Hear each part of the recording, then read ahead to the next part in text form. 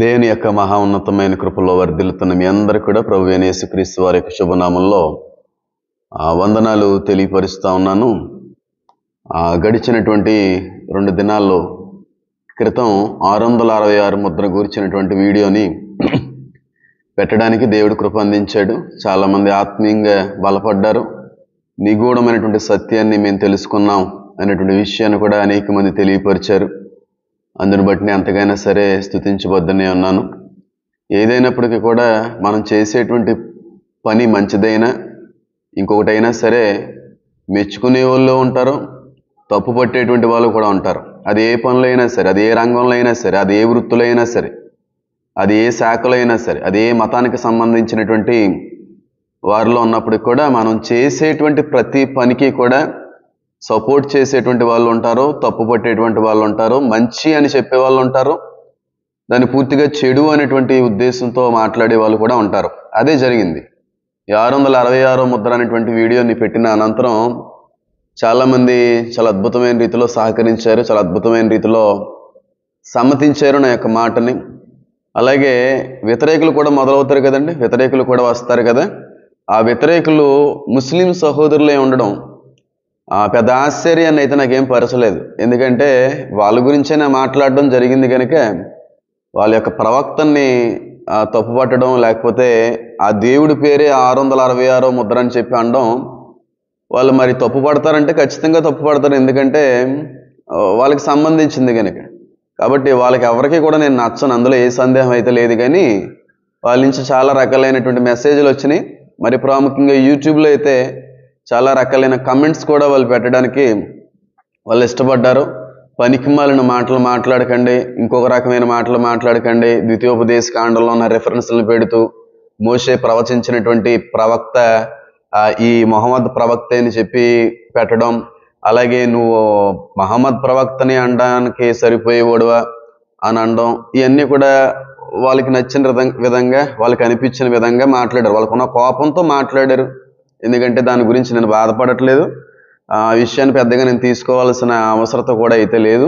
నన్నన్నా నేను ఊరుకుంటాను. కానీ దేవుణ్ణి దూషిస్తూ ఇంక మీరే ఇంకా నిజం అన్నట్టుగా మీరు అనుకుంటే మాత్రం చాలా సీరియస్గా పరిణామాలు ఉంటాయి. అంత చేతకానులు అయితే ఎవరో కాదు ఇక్కడ. మరి జాగ్రత్తగా మాట్లాడవలసిన అవసరత అయితే ఉంది అని అయితే చెప్తా ఉన్నాను.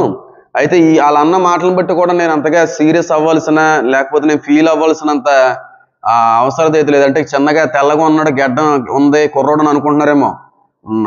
అది మీకు తెలియదేమోలే, నా గురించి తెలియదేమోలే. అయితే వాళ్ళన్న మాటల గురించి కూడా నేను అంతగా పెద్దగా సీరియస్గా పెద్దగా నేనేమి ఫ్రస్ట్రేట్ అయితే అవ్వలేదు. కానీ నేను అసలు ఏ మత గ్రంథం జోలికి వెళ్ళండి, ఏ మతానికి సంబంధించిన గ్రంథాల్లో ఉన్న లోటుపాట్లని కూడా ఎత్తడానికి ఎప్పుడూ కూడా ప్రయత్నించను. మీరు చూసినట్టయితే రాధా మనోహర్ గారు, కరుణాకర్ సుగ్నా గారు, లలిత్ కుమార్ గారు, ఇలాంటి అనేక మంది హైందవ వక్తలు బైబిల్లో ఉన్నటువంటి విషయాలను తప్పుపడుతూ, బైబిల్ని మీద బురద జల్లేటువంటి ప్రయత్నాలు చేస్తూ, బైబిల్లో ఉన్న అనేక వచనాల్ని, సందర్భాల్ని వక్రీకరణ జరిగిస్తున్నప్పుడు కూడా నేను ఎప్పుడూ కూడా మీ దేవుడు అలా చేయలేదా, మీ గ్రంథంలో అది లేదని చెప్పి ఎప్పుడూ కూడా నేను చెప్పడానికి ప్రయత్నించలేదు. ఎప్పుడూ కూడా వాళ్ళ గ్రంథాల జోలికి వెళ్ళేటువంటి ఆలోచన కూడా నాకు లేదు. ఎందుకంటే నా గ్రంథం కొరకు నేను డిఫెండ్ చేస్తున్నాను. నా గ్రంథం యథార్థమైంది, నా గ్రంథం పరిశుద్ధమైంది, నా గ్రంథంలో మంచి ఉంది, దేవుడు లోకానికి నీతి నేర్పాడు, మేలు నేర్పాడు అనేటువంటి విషయాన్ని నేను తెలియపరచడానికి మాత్రమే నేను ఇష్టపడను తప్ప ఆ గ్రంథాలని ఈ గ్రంథాలని నేను తప్పుపడడానికి నేను ఎవరినండి? ఎవరికుండి విశ్వాసం వాళ్ళకు ఉంటుంది, ఎవరికుండి నమ్మకాలు వాళ్ళకు ఉంటాయి. కనుక నేను ఏ గ్రంథం జోలికి కూడా వెళ్ళనండి. కాకపోతే ఏ గ్రంథం జోలికి కూడా వెళ్ళని నన్ను వెళ్ళేట్టుగా చేసింది ఈ ముస్లిం సంబంధించినటువంటి ఒక వ్యక్తి. నేను వెళ్ళను. కానీ ఎవరన్నా బైబిల్ గ్రంథంలో ఉన్న విషయాన్ని వక్రీకరించారు అనుకోండి, ఆ వచనం వాళ్ళకి తప్పుగా అర్థమైందేమో, లేకపోతే వాళ్ళు కొంచెం హైప్ క్రియేట్ చేసుకోవడానికి తెలిసి తెలియక తప్పు పట్టేటువంటి పరిస్థితులు వాళ్ళు జరిగిస్తున్నారేమో అని అనుకోవచ్చు. ఒక కరుణాకర్ గారైనా, లలిత్ కుమార్ గారైనా, ఇంకెవరైనా సరే బైబిల్లో ఉన్న విషయాల్ని తప్పు పడుతున్నారు. అవి తప్పు పాపంగా వాళ్ళు మాట్లాడుతూ ఉన్నారు. వాళ్ళకి తెలిసి మాట్లాడుతున్నారా, తెలియక మాట్లాడుతున్నారా అన్నది వేరే విషయం. ఏదైనా వాక్య వక్రీకరణ అయితే చేస్తున్నారు. వాక్య వక్రీకరణ జరిగిస్తున్నారు కనుక తెలిసి తెలియక అర్థం అవ్వకపోని కారణాన్ని బట్టి కూడా అది తప్పుగా అర్థమయ్యే అవకాశం ఉంది కాబట్టి పెద్దగా రియాక్ట్ అవ్వి వాళ్ళ మత గ్రంథాల జోలికి వెళ్ళవలసిన అవసరం లేదు. కానీ ఈయన పేరు సీరజ్ అంటండి, బ్రదర్ సీరజ్ అంట. చాలామంది వాక్య వక్రీకరణ చేశారు, తప్పుగా అర్థం చేసుకున్న కారణాన్ని బట్టి వాక్యం తప్పుగా బోధించే ప్రయత్నం చేశారు, లేకపోతే జరిగిన సందర్భాన్ని లోకానికి ఒక తప్పుగా చూపించేటువంటి ప్రయత్నం చేసిన వాళ్ళు హైందువుల్లో ఉన్నారు, చాలా వ్యక్తులు ఉన్నారు బయట. కానీ బ్రదర్ సీరజ్ అనే వ్యక్తి అండి వాక్య వక్రీకరణ చేయలేదండి. వాక్య వక్రీకరణ చేసి ఉంటే నేను పెద్దగా ఫీల్ అవ్వకపోదును, పెద్దగా మాట్లాడకపోదును. అయితే ఆయన చేసిన పని ఏంటంటే ఏకంగా లేని మాటను కలిపేశాడు. బైబిల్లో లేని మాటను తెచ్చిపెట్టాడు. బైబిల్లో ఏ చోట కూడా ప్రస్తావించని మాట ఉన్నట్టుగా ఆయన బోధిస్తున్నాడు. ఆయన ఎవరో కూడా నాకు తెలదు. నాకు షఫీ అంటే తెలుసు, కానీ జకీర్ నాయక్ తెలుసు, కానీ ఈయన ఎవరో నాకు తెలదు. జకీర్ నాయక్ అయితే ఇండియాలోకి అడుగుపెట్టే అవకాశం కూడా లేదులే. మోడీ గారు ఉన్నంతకాలం అది జరిగే అవకాశం అయితే రాదో, ఎక్కడ ఉంచాలో అక్కడే ఉంచాడు ఆయన. అయితే ఈయన లేని మాటను కలిపాడు. అంటే బైబిల్లో లేనిది, బైబిల్లో రాయనిది, బైబిల్లో ఎక్కడ కనబడినటువంటి విషయాన్ని కలిపేశాడు బైబిల్లో. అది నాకెలా తెలిసిందంటే ఈ 666 వీడియో పెట్టిన తర్వాత నాకు ఒక వ్యక్తి ఎవరు, నాకు చాలా అన్నోన్ మెసేజ్లు వస్తూ ఉంటాయి.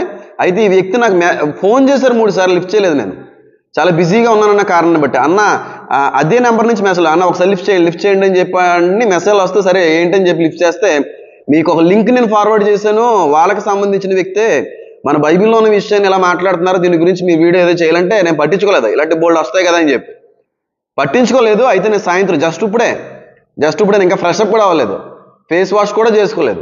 అయితే అది చూసిన తర్వాత నా బుర్రంతా కూడా పనిచేయలేదు కొంచెంసేపు. ఎందుకంటే ఎవరైనా వాక్య వక్రీకరణ, లేని మాట, అర్థం కాని కారణాన్ని బట్టి ఏదో రకంగా మాట్లాడుతూ ఉంటారు. తప్పేం లేదు, వాళ్ళకి అర్థం కాలేదు అనుకోవచ్చు, తప్పు పట్టే ఆలోచనలో ఉండొచ్చు. కానీ బ్రదర్ సీరజ్ అంట, మరి బ్రదర్ సీరజ్ అనే వ్యక్తి పాపులారిటీ కోరుకుంటున్నాడు ఏంటో నాకు తెలియదు. ఎందుకంటే పాపులారిటీ కోరుకోవడం ఈ వ్యక్తి అయితే 6 లక్షల మంది పై ఫాలోవర్స్ ఉన్నారు ఆయనకి. ఆయన ఆల్రెడీ పాపులర్ అయి ఉన్న వ్యక్తి. మరి ఎందుకు ఇంతగా లేని విషయాన్ని బైబిల్లో ఉన్నదన్నట్టుగా అటు ముస్లిం సహోదరుల్ని, అటు హైందవ సహోదరుల్ని, అటు క్రైస్తవ సహోదరులను కూడా కించపరిచేటువంటి రీతిలో, బైబిల్ను తప్పుపట్టేటువంటి రీతిలో ఆయన మాటలు ఉన్నాయండి. బైబిల్లో అసలు ఎక్కడ లేని మాట ఆయన మాట్లాడాడు. అందుకే నేను మీ గ్రంథంతులకు రావాల్సి వస్తుంది. నేను వస్తాను ఖచ్చితంగా. లేని మాట కలిపారు కాబట్టి వస్తాను. వాక్య వక్రీకరణ చేసినా సరే పట్టించుకోకపోతాను నేను. నాకు బైబిలే కాదు, అన్నిటి మీద మంచి నాలెడ్జ్ ఉంది నాకు. ఏ గ్రంథం మీద అయితే వెళ్ళను, నాకు అవసరం లేదు. కానీ బ్రదర్ సీరజ్ అంట, నేను ఎవరో తెలియదు. ఏమన్నా ఓపుకుంటే నాకు ఫోన్ చేయమనండి, ఏమన్నా ఓపుకుంటే కూర్చొని మాట్లాడుకుందాం, చెప్పండి ఆయనకి.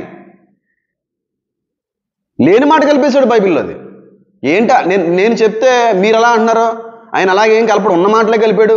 మత్తయి సువార్తలో ఉన్న మాట కలిపాడు, లేకపోతే ఇంకో మాట కలిపాడు, కత్తులు కొనుక్కోమన్నాడు యేసు, ఇలాంటివన్నీ కూడా ఉన్నాయి. అవన్నీ కరెక్టే. కానీ నేను అన్న మాట ఏంటంటే, న్యాయాధిపతుల గ్రంథంలో ఒక మాట ప్రస్తావించబడుద్దండి. న్యాయాధిపతుల గ్రంథం 5వ అధ్యాయంలో ఒక మాట ప్రస్తావించబడుతుంది. ఆ ప్రస్తావించబడినటువంటి మాటని వక్రీకరణ చేయలేదు, లేనిది కలిపాడు. అంటే వీళ్ళ గ్రంథాల్లో 72 మంది కన్యకులు పరలోకంలో ఉంటారంట కదా. మరి నాకు తెలదలే అన్నీ, నాకు వాటి గురించి నేను మాట్లాడకూడదు. కానీ మాట్లాడిన అనుకోండి, చచ్చిపోయినా మళ్ళీ బతుకుతో ఆఖరిలో నీకు 72 మంది కన్యకులు వస్తారు. రెఫరెన్సులు చూపించమన్నా సరే నేను ఆధారాలు చూపిస్తాను ఖురాన్ నుంచి. నా దగ్గర వేయకండి, అదవ గేమ్స్ నా దగ్గర ఆడకండి. అయితే దాని గురించి నేను మాట్లాడాలనుకోవట్లేదు. కానీ 72 కన్యలు ఖురాన్లో గురించి నాకు వదిలేయండి. బైబిల్లో ఉన్నారంట 2 కన్యలు. బైబిల్లో దేవుడు అన్నాడంట, పరలోకంలో నీకు 2 కన్యలను ఇస్తానని చెప్పి అన్నాడంట బైబిల్ దేవుడు. చూపించు బైబిల్లో ఎక్కడుందో. సిరాజ్ గారు మీరు అన్నారు కదా మాట, నా దగ్గర వీడియో ఆల్రెడీ డౌన్లోడ్ అయ్యి ఉంది. నేను అడుగుతున్నాను, బైబిల్ దేవుడు ఎక్కడన్నా సరే మీరు ఈ పని చేస్తే, వాళ్ళని చంపేస్తే, అది చేస్తే, ఇది చేస్తే పరలోకంలో నీకు నిత్య జీవంలో నీకు 2 కన్యలు ఇస్తానని అన్నాడా? చూపించే ఏ చోటన ఉందేమో. ఒక రిఫరెన్స్ చూపించి నేను బైబిల్ వదిలేస్తాను. నేను ఒక రిఫరెన్స్ చూపించి మళ్ళీ పొరపాటును కూడా క్రైస్తవ సంబంధమైన ఏ విషయాల జోలికి కూడా వెళ్ళను, బోధించను. కనబడిన యూట్యూబ్లో నేను సేవకుడిగా కూడా పనిచేయనని చెప్పి పక్క వెళ్ళిపోతాను. చూపించి బైబిల్లో ఎక్కడన్నా ఉందేమో, నీ ఖురాన్లో ఉందేమో చూపిస్తాను. నేను మీ గ్రంథాల్లో ఉన్నాయేమో నేను చూపిస్తాను. నా బైబిల్ గ్రంథంలో ఇద్దరు కన్యలు పరలోకంలో ఇవ్వబడతారన్న విషయం ఉన్నట్టుగా నువ్వు చూపించు. ఎందుకే లేని మాటలు ఎందుకు కలపడం?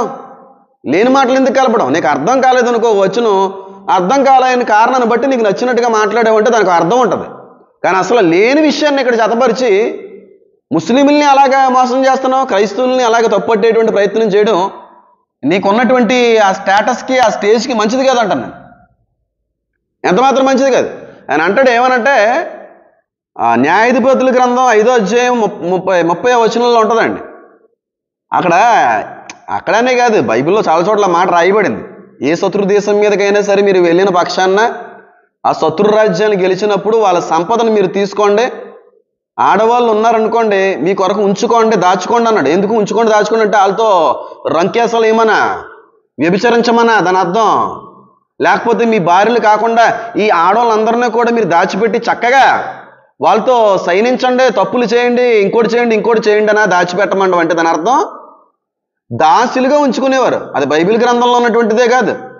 ఏ చరిత్రలో చూసినా, ఏ కాలంలో చూసినా ఒకప్పుడు ఏ రాజు అయినా సరే ఇంకో రాజ్యం మీదకి వెళ్ళినప్పుడు చాలామంది రాజులైతే నిజంగా భార్యలుగా చేసేసుకునేవారు. కానీ బైబిల్ దేవుడు వేరే భార్యను భార్యగా స్వీకరించడానికి వీలు లేదన్నాడు. నీ పొరుగువాని భార్యను ఆశించకూడదన్న దేవుడు. అలాంటి పొరుగు రాజ్యానికి వెళ్ళి వాళ్ళని పైన విజయాన్ని పొందుకున్న తర్వాత ఆ భార్యల్ని, ఆ పిల్లల్ని మీ కొరకు దాచుకోండి అంటే దాసీలుగా దాచుకోమని, పనివాళ్ళుగా దాచుకోమని. అంతేగాని వాళ్ళని నిరాశ్రయులుగా మార్చొద్దు, అనాథులుగా మార్చేయద్దు. వాళ్ళ భర్తలు ఆ రాజులు చేసిన పని బట్టి ఆ భార్యలు నష్టపోకూడదనే ఉద్దేశంతో వాళ్ళకి నూతన జీవితాన్ని ఇవ్వండి, మంచి ఆధారాన్ని ఇవ్వండి, మంచి పోషణ ఇవ్వండి. మీ దగ్గర పని వాళ్ళుగా పెట్టుకొని, వాళ్ళని దాసీలుగా పెట్టుకొని మీరు వాళ్ళని పోషించండి అనే ఉద్దేశంతో మీ దగ్గర ఉంచుకోండి, దాచిపెట్టుకోండి అన్నాడు. అబ్రహాము దాచిపెట్టుకోలేదా? అబ్రహాము ఫరో దగ్గరికి వెళ్ళినప్పుడు గిఫ్ట్ పూర్వకంగా ఆ గాడిదల్ని అన్నిటితో పాటు దాసీలు గిఫ్ట్గా ఇవ్వలేదా? అంటే ఇక్కడ గిఫ్ట్గా వచ్చింది కదా. వాళ్ళకి ఒక నూతన ఆధారం, నూతన జీవితాన్ని ఇవ్వాలనే ఉద్దేశంతో ఆయన అక్కడ చెప్పాడు తప్ప భార్యలుగా చేసుకోమని అన్న దేవుడైతే మా బైబిల్ దేవుడు కాదండి. నీ పొరుగు వారిని, వారి యొక్క భార్యనే మోహించకూడదు అన్నాడు, ఆశించకూడదు అన్నాడు. అలాంటి పరాయి లేడీస్ని తీసుకుని వచ్చి తప్పులు చేయమని అన్నాడా? ఆ మాట ఉంది న్యాయాధిపతుల్లో, మీ కొరకు దాచుకోండి అని ఉంది 5వ అధ్యాయం 30వ వచనంలో. కానీ అక్కడ ఏముందో నేను చదువుతున్నాను చూడండి. న్యాయాధిపతులు 5:30. దానికంటే ముందు ఈయన ఏమన్నాడు చూడండి. కన్యల్ని మీ నిమిత్తము మీరు ఉపయోగించడానికి వారిని మీరు బ్రతకనివ్వండి అని ఎంత భయంకరమైనటువంటి విషయం బైబిల్లో ఉంది. బైబిల్లో న్యాయాధిపతులు 5వ అధ్యాయం 30వ వచనానికి కాస్త మీరు చూసినట్లయితే, యుద్ధములో గెలిచినటువంటి యుద్ధ వీరులకు స్వర్గంలో ఇద్దరిద్దరు కన్యలను, స్త్రీలను ఇవ్వబడతారనుంది. అదేవిధంగా యుద్ధంలో ఎవరైతే యుద్ధంలో గెలిచిన తర్వాత 2 కన్యలను 2 స్త్రీలని పరలోకంలో ఇవ్వబడతారని ఉందా? న్యాయాధిపతులు 5:30లోని. నీకు కళ్ళు ఉన్నాయా? లేకపోతే నీ కోసం ఏమన్నా ప్రత్యేకంగా బైబిల్ని ఏమన్నా ముద్రించుకున్నావు ఏటయ్యా బాబు నువ్వేమన్నానే? మరి నా బైబిల్లో ఏమి లేదు ఇక్కడ. నా దగ్గర ఒక 70 బైబిల్లో ఉన్నాయి, 300 సంవత్సరాల క్రితం ముద్రించిన బైబిల్లో ఉన్నాయి నా దగ్గర. అంత బైబిల్ కలెక్షన్ ఉంది దగ్గర. ఇన్ని బైబిల్స్లో లేదు, నీ బైబిల్లో ఏమైనా ఉందేమో అంటే ప్రత్యేకంగా ఏమైనా ప్రింట్ చేయించుకున్నాయేమో. సిరాజ్ న్యాయాధిపతులు 5:30 నేను చదువుతున్నా చూడండి. నా దగ్గర ఉన్న బైబిల్ కాకపోతే మీ దగ్గర ఉన్న బైబిల్లో మీకు నచ్చిన చోట వెళ్ళి కొనుక్కొని చదవండి ఒకసారి. అక్కడ ఉందేమో అక్కడ మాట. నేను చదువుతున్నా చూడండి. న్యాయాధిపతులు 5:30.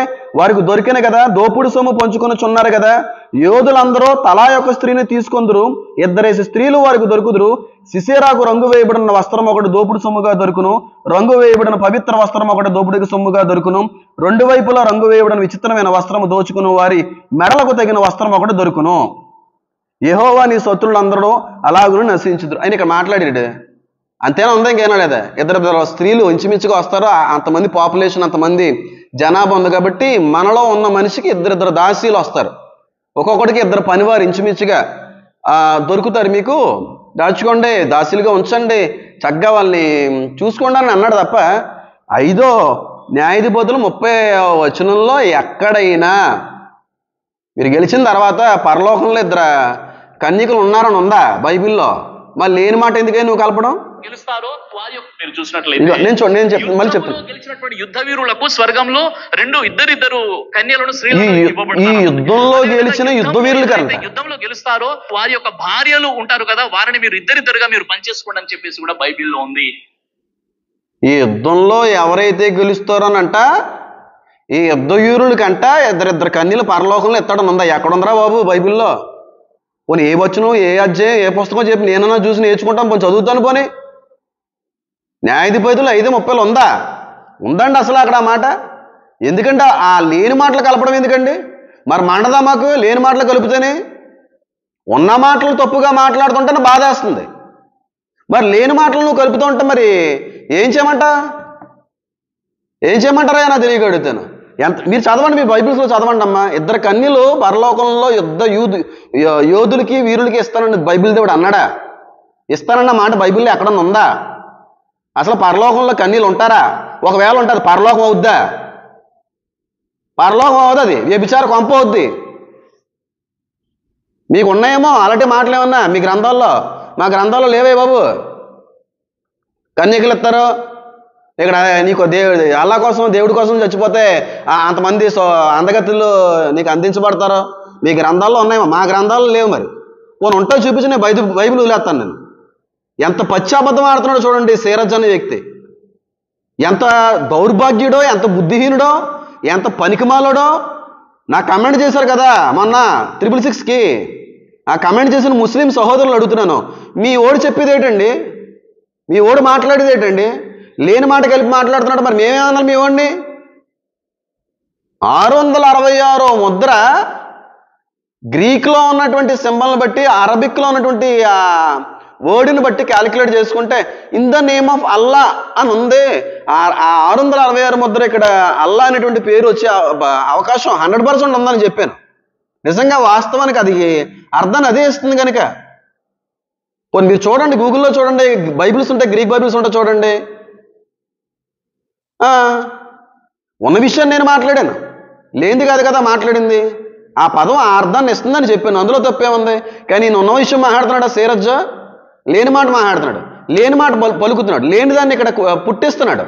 మరి ఇన్నేమంటారో ముస్లిం సహోదరులారా? మిమ్మల్ని మోసం చేయట్లేదా? పచ్చబద్ధాలతో లోకాన్ని మభ్యపరచట్లేదా? బైబిల్ని దూషించట్లేదు అయినా లేని మాటలు కలుపుతూ?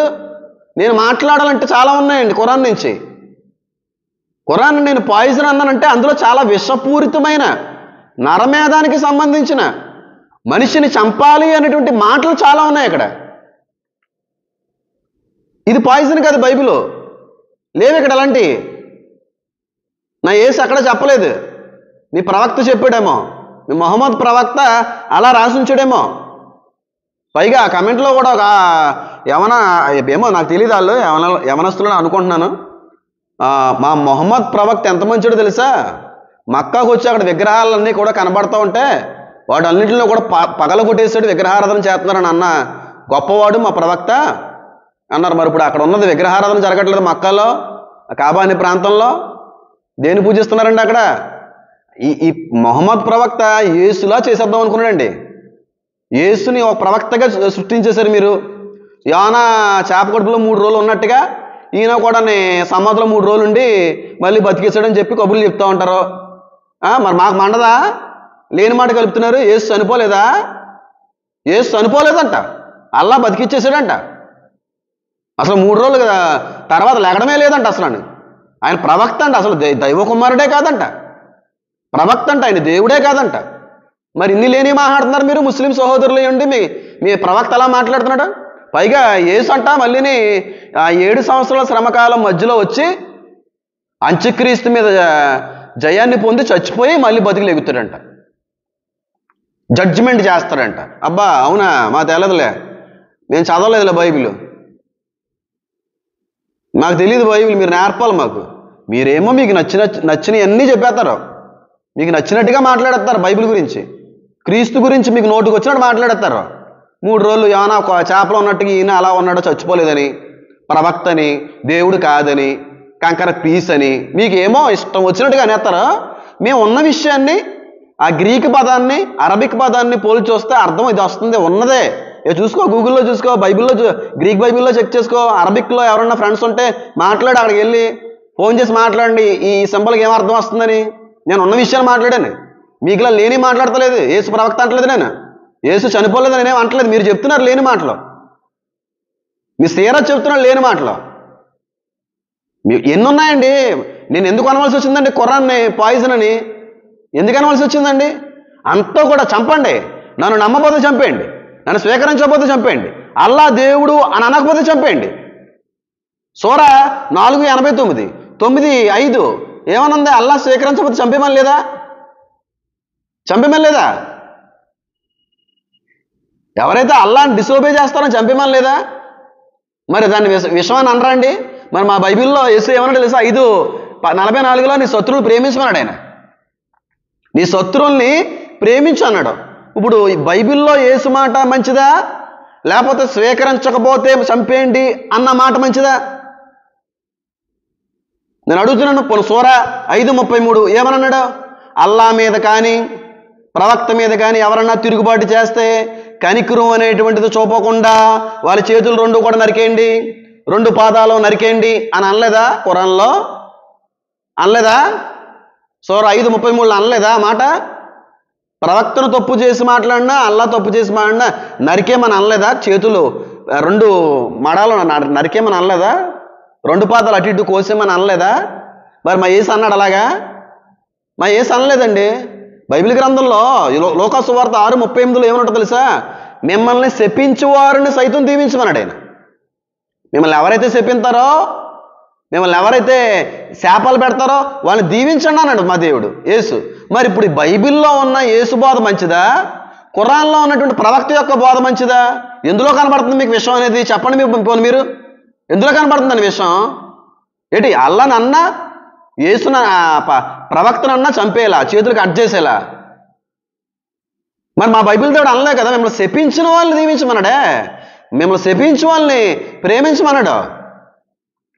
మరి ఏం కనబట్టలేదేమో, గుడ్డిగా నమ్మేసి వెళ్ళిపోతాం. చదవండి మీ పుస్తకాలు, మీ గ్రంథాలు అసలు చదవండి, మీకు అర్థమవుతాయి. మాకు చాలా అర్థమైందిలే, మాకు చాలా బాగా అర్థమైంది. కాబట్టి ఏదో ఉంది కదా, ఏదో మాకు మాట ఉంది కదా, నోరు ఉంది కదా, ఫోన్లో చేతిలో ఫోన్ ఉంది కదా అన్నట్టుగా మాట్లాడితే ఆ తీవ్రమైన పరిణామాలు తీర్పులో నిలబడవి పొందుకోవాల్సి వస్తుంది. గొడవ పెట్టుకోమన్నాడండి ఖురాన్లో మహమ్మద్ ప్రవక్త. ఫైట్ చేయమన్నాడు సూర 47:4లో. నా దేవుడు ఫైట్ చేయమన్నాడా? నిన్ను వల్లే నీ పొరుగు వాళ్ళని ప్రేమించమన్నాడు. ఒకవేళ నిన్ను ఎవరైనా సరే ఇబ్బంది పెట్టినా వాళ్ళకి సహాయపడు, తిరిగి నీ శత్రువులకు అప్పిమ్మన్నాడు. ఏ గ్రంథంలో ఉంది? నీ శత్రువుకు సైతం అప్పిమ్మని చెప్పి లోక 6:35 ఏ గ్రంథంలో ఉంది? ఇప్పుడు ఇందులో యేసు బోధలో మంచుందా, మహమ్మద్ ప్రవక్త యొక్క బోధలో మంచుందా? ఇందులో విషయం కనబడుతుంది మీకు? పోనీ మీరు చెప్పండి ఎందులో విషయం కనబడుతుందో. ఎలాంటి ఇన్ని ఉన్నాయి నా దగ్గర, మాట్లాడితే బాగోదు, మీరు ఫీల్ అవుతారని చెప్పినా మాట్లాడలేదు. కానీ లేని మాటలు కానీ బైబిల్లో కలిపి ముందుకు వెళ్తామంటే మాత్రం చూస్తూ ఊరుకోను. మీరు నిజస్వరూపాలు ఏదో బయట పెట్టవలసిన అవసరం ఉంటుంది. 2 కన్నీళ్ళు ఉన్నారో, 72 మంది కన్నీళ్ళు ఉన్నారో దేవుడు ఎత్తాడు. ఎవరు చెప్పారయ్యా? మోషే ప్రవచించాడా? నా తర్వాత ఒక గొప్ప ప్రవక్త వస్తాడని చెప్పి మోషే అన్నాడు. ఎవరు కాదన్నారు? ఆ ప్రవక్త మహమ్మద్ ప్రవక్త అని రాయబడి ఉందా? నీ జనుల నుంచి అన్నాడు. ఎవరితో మాట్లాడుతున్నాడు ఆయన? మోషే ఇశ్రాయేలుతో మాట్లాడుతున్నాడు. మీ నుంచి, మీ సహోదరుల నుంచి, మీ మధ్య నుంచి అని అన్నాడు. మరి ఇష్మాయేల్ సంతానం కూడా ఈ మీదోలు కదా అని చెప్పి అంటారు. అది అబ్రహాం కాలానికి సంబంధించింది. వాళ్ళు వేరు చేయబడ్డారు, వేరుపరచబడ్డారు. మీ నుంచే అన్నాడు అక్కడ ద్వితీయోపదేశ కాండంలో. యేసు గురించి మాట్లాడాడు అక్కడ. అలాగని చెప్పి యేసు ప్రవక్త కాదు, ఆయన దైవ కుమారుడు, మనిషిగా వచ్చాడు. జరగబోయేటువంటి సంభవించేటువంటి విషయాలు ముందుగా తెలియజేసేవాడు ప్రవక్త అని అంటారు. దేవుడి చేతిలో దేవుడికి మనిషికి మధ్యలో ఉన్న రాయబారిని ప్రవక్త అంటారు. అంత మాత్రం నీ క్రీస్తు ఏం ప్రవక్త కాదు కదా. మనుషునికి దేవునికి మధ్యన రాయబారిగా ఉండడానికి వచ్చాడు ఆయన. మహమ్మద్ ప్రవక్త మోషే అప్పుడే చెప్పాడు కదా. మళ్ళీ యెషయా గ్రంథం లేదా ఒంటి మీద వస్తాడో అరబ్ దేశం నుంచి అని అనలేదా? అబ్బా, ఒంటి మీద వచ్చిన వాళ్ళందరూ మహమ్మద్ ప్రవక్త అయిపోతారా? అలాగే యేసుక్రీస్తు ప్రభు వారి దగ్గరికి అరబ్ దేశం నుంచి జ్ఞానులు కూడా వచ్చారు, వాళ్ళు ఒంట్ల మీద వచ్చారు. ఆయన చేసేద్దాం ప్రవక్తల్ని. జ్ఞానం ఉండాలయ్యా మాట్లాడేటప్పుడు. ఏదో అక్కడ ఎక్కడ ఏదో చూసేసి ఆ బుర్రలోకి ఎక్కిచ్చేసుకుని ఏదో చెప్పేద్దాం మాకు తెలుసు అన్నట్టుగా మాట్లాడకండి. సరే ఎవడ దొరక మీకు నిలబడమనండి. సీరియస్ చెప్పండి మీకు అంతగా ఒప్పుకుంటే. షఫీకి చెప్పండి మీకు ఎన్నో ఒప్పుకుంటే. చూపించమన్నాడు బైబిల్లో ఏదైనా తప్పు ఉందేమో, నేను నిలబడతాను. నేను చూపించమంటే మీ దాంట్లో 100 చూపిస్తాను. పాయిజన్ అని అంటాను దాన్ని. బైబిల్ నుంచి కాపీ కొట్టేసి 600 సంవత్సరాల తర్వాత వచ్చేసాడు ఈయన. వచ్చేసి మాకు చెప్పేస్తాడు యేసు ప్రవక్త అంట, యేసు చావలేదంట. అబ్బా అవునా? మీరు చెప్పేవాళ్ళు మేము వినేవాళ్ళుని. మేము గుడ్డోళ్ళు ఏం కదలే, మా నేత్రాలు బాగా తెరవబడ్డాయి. దేవుని ఎరగకముందు మా నేత్రాలన్నీ కూడా మూయబడ్డాయి, బాగా తెరవబడ్డాయండి. మీ గ్రంథాలను చూసుకోండి ముందు. మీ గ్రంథాల్లో ఏమన్నా మాట్లాడుకోండి. ఇవన్నీ మాట్లాడటం మొదలు పెడితే మీరు చాలా ఫీల్ అవుతారు. లేని మాటలు కలపొద్దని చెప్పండి సీరియస్తో. అర్థమైందా? నేను ఉన్నమాట మాట్లాడాను. 666 గురించి చాలా క్లియర్ మాట మాట్లాడాను. నాకు ఆధారాలు ఉన్నాయి. నా రీసెర్చ్లో నేను చూసిన వాటిల్లో, నేను చదివిన వాటిలో కరెక్ట్గా సెట్ అవుతున్నాయి. లేనిది మాట్లాడేది మీరు. కాబట్టి చూసిన ప్రతి ఒక్కరు కూడా అనేక మందికి తెలియపరచండి. ఇలాంటి వాళ్ళు చాలామంది వస్తారని దేవుడు ఎప్పుడో చెప్పారు కదా. అబద్ధ ప్రవక్తలు వస్తారు అన్నారు కదా, అబద్ధ బోధకులు వస్తారని. వీళ్ళందరూ అదే కదా. వాడు భయపడవలసిన అవసరం ఏమీ లేదు. ధైర్యంగా ఉండండి. నాకు ధైర్యం నాకు చెప్పొద్దండి. నేను అన్నీ కూడా ఉన్న వ్యక్తినే. అంత సీన్ లేదు. ఎవరికి భయపడేది ఏం లేదు. భూమి మీద ఎవరికైనా భయపడితే దేవుడు తప్ప ఎవరికి భయపడే అవసరం అయితే లేదు. ఎవరికి అవసరం లేదు. నా గురించి తెలియకేమో కానీ అందరూ కూడా దేవుని పరంగా అందరూ కూడా వందనాలు తెలియపరుస్తున్నాను. అనేక మందికి షేర్ చేయండి. దైవ ఆశీస్సులు పొందుకోండి. అందరూ కూడా వందనాలు. సెలవు. God bless you. ఆమేన్.